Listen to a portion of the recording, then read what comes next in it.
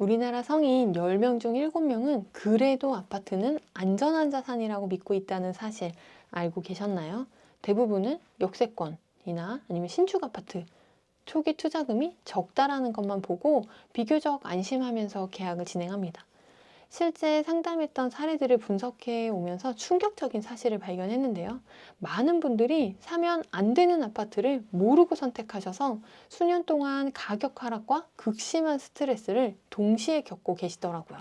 얼마 전 40대 부부께서 하이엔드 테크의 상담을 요청하셨는데요.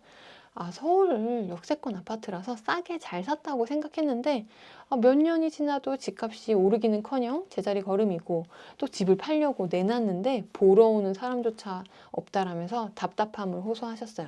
확인해 보니 그 단지는 역세권이라는 타이틀은 가졌지만 단지 바로 옆이 유흥가였고 주변은 노후화된 재래시장과 빌라촌으로 둘러싸여 있었어요. 입지의 균질성이 무너진 수요가 붙기 어려운 구조였던 거죠. 매수 시점에 이미 피해야 할 조건을 두루 갖추고 있었지만 당시에는 그 위험을 전혀 인지하지 못하셨던 거예요. 많은 고객분들이 비슷한 상황을 겪고 계셨는데요. 아파트는 단순한 주거 공간이 아니라 수천만 원에서 수억 원이 오가는 인생 최대의 자산인데요. 잘못 선택하면 편안함이 아니라 후회와 부담으로 돌아올 수 있습니다. 이 영상을 끝까지 보시면 상담한 사례들을 바탕으로 절대 사면 안 되는 아파트 탑3를 구체적으로 알려드릴 예정이에요. 특히 마지막에 공개할 겉보기엔 좋아 보여도 반드시 피해야 할 치명적 조건을 확인하는 방법까지 놓치지 마세요. 안녕하세요. 반지하의 시행착오를 넘어 반포 대단지 입성까지 실전 자산 성장 전략을 전하는 하이엔드 테크의 대표 하이엔입니다. 요즘 서울 아파트 값이 너무 오르니까 이러다 평생 내 집 못 마련하는 거 아니야? 하는 이 조급함에 시달리는 분들이 많이 계세요. 여러분, 만약 누군가 서울 신축 아파트를 사면 그 자리에서 현금 8천만 원을 돌려주고 또 모든 옵션을 무상으로 주겠다고 하면 계약하실 건가요? 최근 저를 찾아오신 30대 신혼부부께서 딱 이 고민을 하고 계셨어요.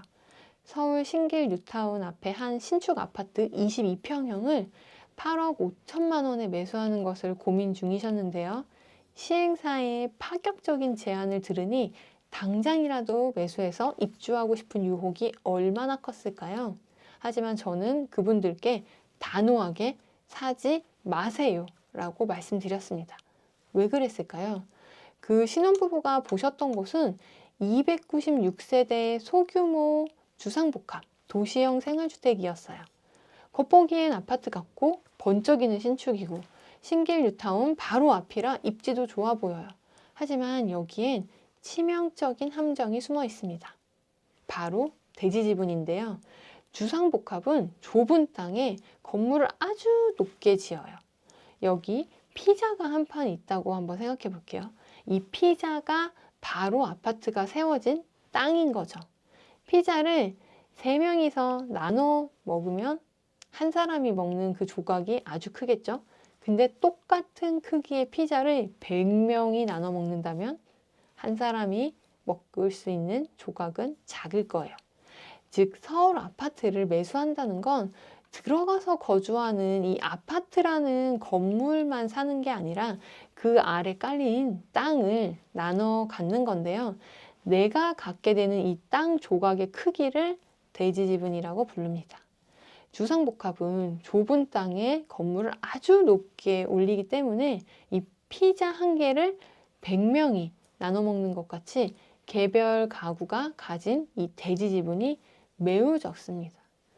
소규모 주상복합 도시형 생활주택은 신축일 때는 화려한 외관과 커뮤니티 덕분에 신축발로 가격이 버티지만 건물 노후화가 시작되는 순간 가격 상승 동력은 급격히 줄어들어요. 왜일까요? 바로 이 대지 지분 때문인데요. 건물은 시간이 지날수록 낡아서 건물의 가치는 줄어들고 결국 0에 수렴하게 됩니다. 하지만 이 땅의 가치는 시간이 갈수록 인플레이션을 먹으면서 계속 자라나요. 그리고 시간이 지나고 건물이 낡아갈수록 이걸 부시고 새로 짓는 재건축을 고민해야 하는데요.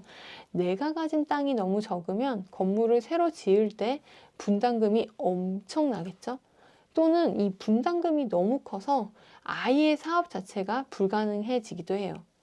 반대로 넓은 땅을 가진 일반 아파트는 건물이 낡아갈수록 재건축하는 거 아니야? 하는 이 재건축 기대감 때문에 땅값이 올라 집값도 상승합니다.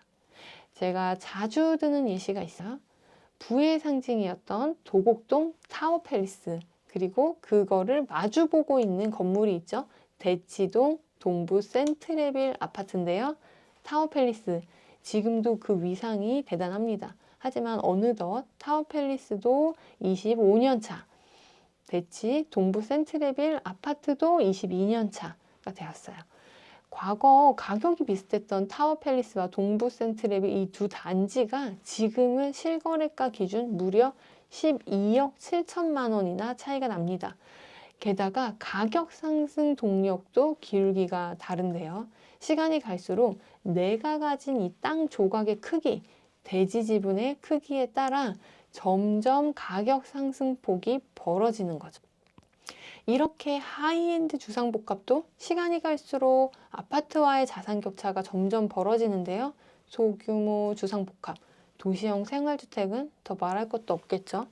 내가 가진 이 땅 조각, 즉 대지 지분의 크기에 따라 자산의 가격 상승폭이 결정되는 거예요.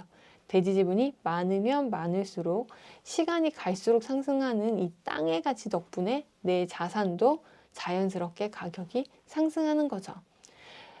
이 신혼부부께 저는 이렇게 말씀드렸어요. 지금 8천만 원을 현금으로 받고 풀 옵션된 집에 살면 당장은 몸이 편하고 친구들에게 자랑할 수 있겠죠. 그게 바로 신축발인 건데요. 하지만 5년 뒤, 10년 뒤 이 신축의 광택이 사라지면 어떻게 될까요? 건물의 가격이 감가상각되는 속도가 이 땅값이 상승하는 속도보다 빠르기 때문에 땅을 많이 보유한 이 대지 지분이 많은 주변의 아파트 값은 오르는데 이 대지 지분이 적은 소규모 주상복합의 가격은 제자리 걸음을 할 거예요. 근데 여기서 더 문제는 그때 가서 후회해도 팔리지 않는다는 거죠. 시행사가 신축 아파트를 왜 8천만 원이나 현금을 줄까요? 그만큼 안 팔리기 때문인 거예요. 다행히 고객분들께서는 제 조언을 듣고 계약을 포기하셨고 입지 좋은 역세권 대단지 구축을 매수하셨습니다. 비록 페이백은 없지만 그분들이 사신 건 5년 뒤 수십억의 가치로 돌아올 서울의 땅인 거죠. 서울 아파트를 살 때 반드시 확인해야 할 팁을 하나 드리자면 이 달콤한 말에 속아서 계약서 쓰기 전에 반드시 전문가의 상담을 받아보시라는 거예요. 내가 지금 목표로 하는 것을 결과를 이미 낸 사람과 교류하는 것도 좀 노력해 보세요. 근데 단 아무나 만나서 조언을 구하시면 안 되겠죠? 신뢰할 수 있는가, 그리고 실력이 있는가를 보셔야 돼요. 실력이 있는 사람이 꾸준히 같은 철학을 갖고 얘기하는지 시간을 두고 지켜보세요. 상황은 변해도 철학은 변하지 않는 사람이 진짜 전문가죠. 지금까지 대지 지분이 낮은 소규모 주상복합의 위험성을 말씀드렸는데요. 서울에서 이 소규모 주상복합보다 더 피해야 하는 아파트가 있다면 상상이 되시나요? 지난달에 저를 찾아오신 30대 고객님의 사례인데요. 4년 전에 단돈 5천만 원이면 서울 신축 아파트를 가질 수 있다라는 광고에 마음이 움직이셔서 덜컥 지역주택 조합을 매수하신 분이셨어요. 땅 매입이 90% 이상 끝나서 빨리 계약하지 않으면 기회가 사라진다고 하는 이 조합의 말에 마음이 조급해지셔서 계약을 하셨다고 하는데요. 하지만 여전히 사업이 진척되지 않고 있고 조합에서는 곧 토지 확보가 끝난다는 말만 지금 몇 년째 반복하고 있습니다. 서울 내 집 마련이 너무 간절했던 그 고객님께서는 이 주택조합을, 지주택을 어떻게 해결하면 좋을지 하이엔 재테크에 상담을 신청하셨어요. 고객님께서 하이엔드 재테크의 상담 결과를 보다 명확히 이해하실 수 있도록 당시 상담에서 강조했던 지역주택조합의 5가지 치명적 위험성을 설명드리려고 하는데요. 비슷한 유혹에 흔들리고 계시는 분들께도 경각심을 드릴 수 있으면 좋겠습니다. 첫째, 통계가 증명하는 17%의 도박인데요. 2005년부터 2022년까지 서울에서 추진된 지역주택조합 사업은 114곳이었어요. 근데 실제 준공까지 이어진 곳은 단 20곳 뿐입니다. 성공률이 고작 17.6%라는 거죠. 나머지 82% 이상은 사업이 정체되거나 무산됐어요. 즉 10명 중 8명 이상은 집은커녕 내 돈만 날린다는 거죠. 게다가 2026년 현재 서울 지역주택조합의 성공 확률은 한 자릿수에 불과합니다. 이건 사실 투자가 아니라 확률 낮은 도박에 재산을 거는 거랑 다름없어요. 둘째, 토지 확보라는 넘을 수 없는 벽. 지역주택조합의 가장 큰 함정은 토지 확보예요. 지역주택조합은 아파트를 사는 게 아니라 아파트를 짓겠다라는 이 사업에 내 돈을 걸고 참여하는 거예요. 지역주택조합은 이 사업 승인을 받으려면 토지 소유권의 95% 이상을 확보해야 하는데요. 이미 땅을 가지고 재건축을 하겠다, 재개발을 하겠다 하는 이런 사업도 어려운데 이해관계가 얽혀서 땅도 없는 분들이 3355 모여서 하나씩 사들이면서 서울 아파트를 짓는다? 막 서울처럼 하루가 다르게 땅값이 상승하고 이 이해관계가 복잡한 곳에서 이게 쉬울까요? 알박기 하나만 나와도 사업은 무기한 중단돼요. 2026년 현재 공사비가 폭등한 상황에서 사업이 지연될수록 여러분이 내야 할 추가 분담금은 처음에 약속한 분양가를 훌쩍 넘어서게 돼요. 세 번째, 이거가 진짜 가장 잔인한데요. 개인 신용대출을 강요합니다. 이게 뭐냐면 상담받으신 고객님의 경우도 정말 심각했어요. 조합에서 사업비가 부족하니 각자 개인 명의로 신용대출을 받아서 조합에 내라고 강요했다는 거예요. 곧 토지 95%가 확보되니까 지금 빨리 돈을 넣어서 사업이 빨리 진행이 돼야 분담금이 줄어든다고 압박했던 거죠. 결국 작년에 개인 명의로 1억 원의 대출을 받아서 지역주택조합에 지급하셨는데요. 연말에 다시 또 지역주택조합으로부터 800만 원을 추가로 개인 대출을 받아서 납부하라는 압박을 받고 계셨어요. 원래 아파트는 지을 때 조합 이름으로 집단 대출을 받는데요. 조합에서 개인 대출을 요구한다? 이거는 사업성이 없거나 토지 확보가 안 돼서 금융권에서 이 사업이 위험하다고 판정해서 은행에서 대출을 거부했다는 거예요. 뭐 추가 분담금이 없다는 확약서, 이게 법적 효력이 있을까요? 법적 효력이 없는 경우가 대다수입니다. 그런데 가장 무서운 게 뭔지 아세요? 이 대출은 조합의 빚이 아니라 개인의 빚이라는 거예요. 사업이 무산되거나 혹은 고객님께서 조합을 탈퇴하셔도 이 신용대출은 사라지지 않고 고객님이 갚으셔야 한다는 거죠. 조합에 지급된 돈의 상당 부분은 이미 홍보관 운영비, 마케팅비 등과 같은 이 업무 대행비 명목으로 소진이 됐기 때문에 이 돈을 돌려받기도 어렵고 여러분이 평생 갚아야 할 족쇄가 되는 거예요. 넷째, 깜깜이 운영과 정보 비공개. 내가 낸 돈이 어디에 쓰이는지, 토지는 몇 프로나 확보됐는지 알 방법도 없고 분담금이 업무 대행비, 홍보관 운영비, 마케팅비 등으로 막 줄줄이 새나가도 견제할 수단이 없어요. 사실상 내 소중한 돈이 남의 월급과 광고비로 쓰이고 있는 거죠. 5번째, 끝없이 늘어나는 추가 분담금의 늪. 설령 기적적으로 사업이 성공한다고 해도 문제예요. 기간이 늘어날수록 공사비와 금융비용은 눈덩이처럼 불어나는데요. 결국 나중에 총 내야 할 비용이 일반 분양가보다 훨씬 비싸거나 사업 자체가 파행을 겪기도 하죠. 시간은 시간대로 버리고 돈은 더 많이 쓰는 최악의 거래가 되는 거예요. 지금까지 지역주택조합의 치명적인 위험성에 대해서 상세히 짚어드렸는데요. 지역주택조합, 겉보기엔 좋아 보여도 반드시 피해야 할 치명적 조건을 확인하는 방법을 알려드리겠습니다. 만약 여러분 주변에서 누군가 지주택 가입을 고민하고 있거나 혹은 여러분께서 지금 그 달콤한 유혹 앞에 서 계시다면 계약서에 도장 찍기 전에 반드시 실행해야 할 팁이니 집중해 주세요. 이 화려한 홍보관 직원의 말, 뭐 토지 확보 다 됐다, 뭐 이런 확약성 이런 거는 일단 잠시 접어두시고요. 대신에 해당 사업지가 속한 구청, 주택과에 전화 한 통만 넣어보세요. 그리고 담당 공무원에게 딱 한 가지만 물어보시면 돼요. 이 사업지, 이 현재 실제 토지 소유권 확보가 몇 %나 되어 있는지를.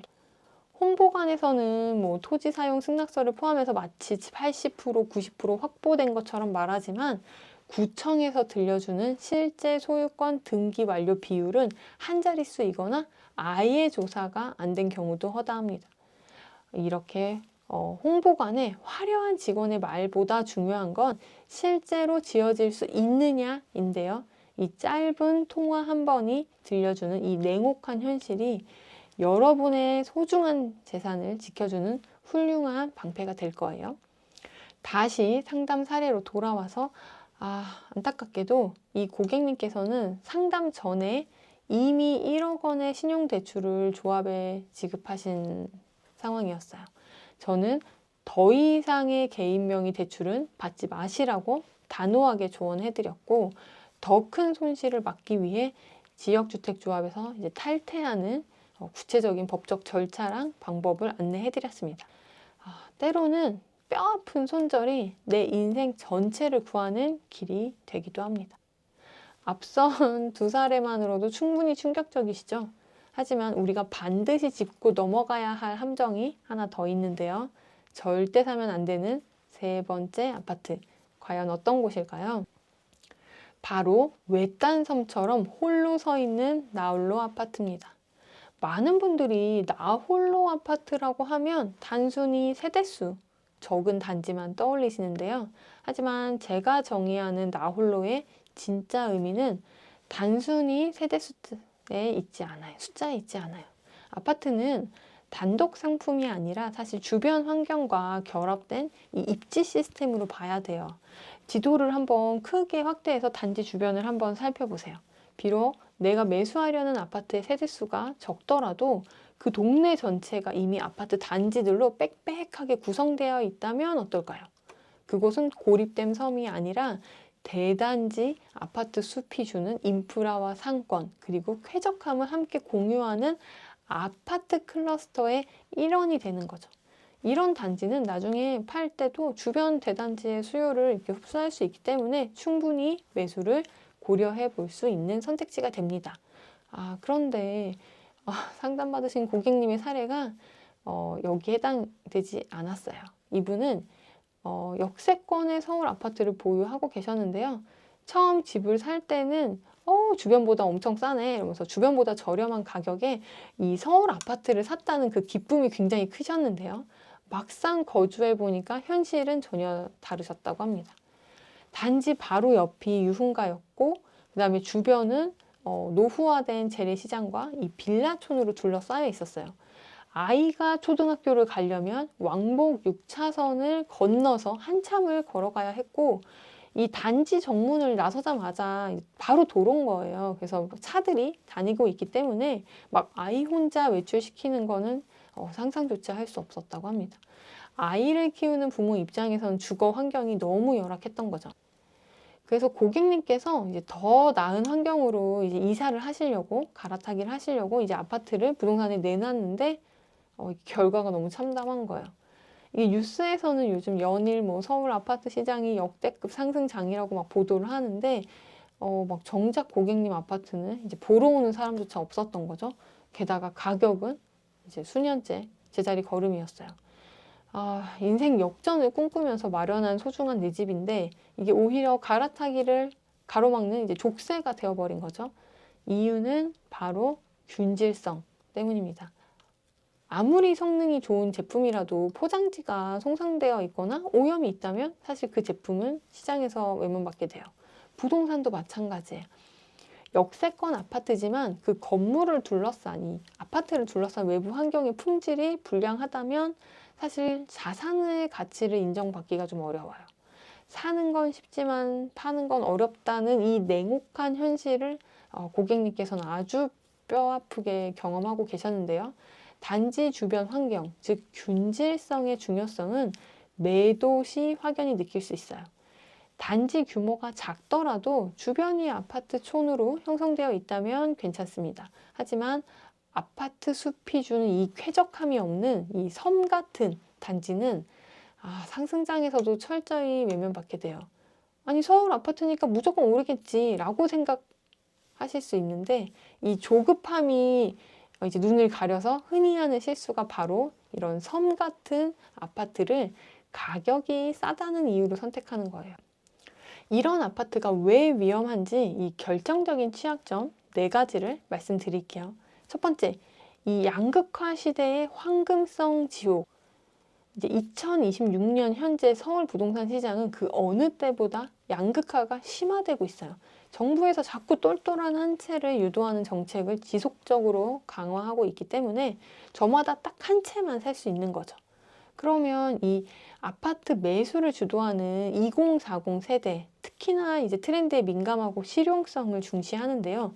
이름만 아파트인 이런 나홀로는 철저히 외면하겠죠. 아파트 매수를 주도하는 2040 세대의 수요가 완전히 소외되는 곳은 사실 상승장에서도 소외되고 하락장에서는 가장 먼저 무너지게 돼 있어요. 매수할 집이 팔지 않는 최악의 상황이 현실이 될 확률이 높은 거죠. 두 번째, 도로의 병목 현상인데요. 이 아파트 주차장은 번쩍이는 신축일지 모르지만 아파트 주차장에서 단지 밖으로 나가는 이 길목이 빌라촌의 좁은 일반 통행로라면 어떨까요? 이 나홀로 단지의 고질적인 문제는 진출입로의 병목 현상입니다. 출퇴근 시간마다 이 불법 주차된 차량이랑 씨름해야 되고 소방차 진입조차 힘든 입지는 2040 세대가 기피하는 요소예요. 접근성 결여는 자산가치 상승을 가로막는 이 무서운 족쇄가 되는 거죠. 세 번째, 교육 인프라의 소외인데요. 이 학원과 셔틀버스는 대단지 아파트 숲을 위주로 노선을 짜게 돼 있어요. 이 수요가 보장되지 않는 이런 같은 단지는 셔틀버스 노선에서 제외되기가 일쑤인데요.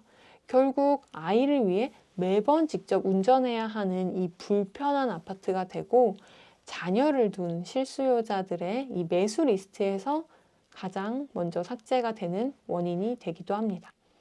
네 번째, 치안의 사각지대. 이 균질한 아파트 숲은 CCTV랑 가로등이 촘촘해요. 주변이 유흥가나 어두운 빌라촌인 경우는 사실 단지 이 경계를 넘어서는 순간 치안의 환경이 급변하죠. 주변 환경이 정돈되지 않은 단지는 밤늦게 귀가하는 가족에게 심리적 불안감을 주고요. 부모에게는 이런 환경적 단절은 사실 무엇과도 바꿀 수 없는 치명적인 결점이 되는데요. 정말 제가 계속 강조하는 게 사는 건 쉽지만 파는 건 정말 어렵다는 건데요. 나중 말고 지금 내 집 마련을 하셔야 하지만 이 조급함에 막 고립돼서 팔리지 않는 이런 섬 같은 아파트 사시면 안 되겠죠. 하지만 세대수가 적더라도 주변 환경이 아파트촌으로 잘 형성되어 있다면 그 아파트는 인생의 역전을 도와줄 든든한 자산이 될 수 있습니다. 막 단순히 전철역이 가깝다고 덜컥 계약하지 마시고 내가 산 집을 나중에 누군가 기꺼이 더 비싼 값을 주고 사줄 것인지, 즉 황금성을 반드시 따져보셔야 합니다. 지금까지 이야기만 들으셔도 이런 아파트는 피해야 하는구나 라고 이제 정리되시는 분도 계실 거예요. 근데 아직도 막막하다. 그리고 지금 가진 예산으로 가장 최선의 선택을 하고 싶으신 분들은 고정 댓글 참고하셔서 이제 관련 영상 제가 링크 달아놨으니까 어떻게 내 집 마련을 하면 좋을지 관련된 영상 한번 참고해 주시고요. 직장인이 할 수 있는 최고의 재테크는 내 집 마련입니다. 오늘 이 영상이 여러분의 자산을 지키는 방패가 되기를 바라고요. 오늘 영상 도움 되셨다면 구독과 좋아요, 알림 설정 부탁드립니다. 구독하시면 하이엔 재테크만의 실질적인 투자 전략을 가장 빠르게 만나보실 수 있어요. 여러분의 성공적인 내 집 마련을 응원합니다. 다음 주에도 선한 영향력을 나눌 수 있는 좋은 영상으로 찾아뵙겠습니다. 감사합니다.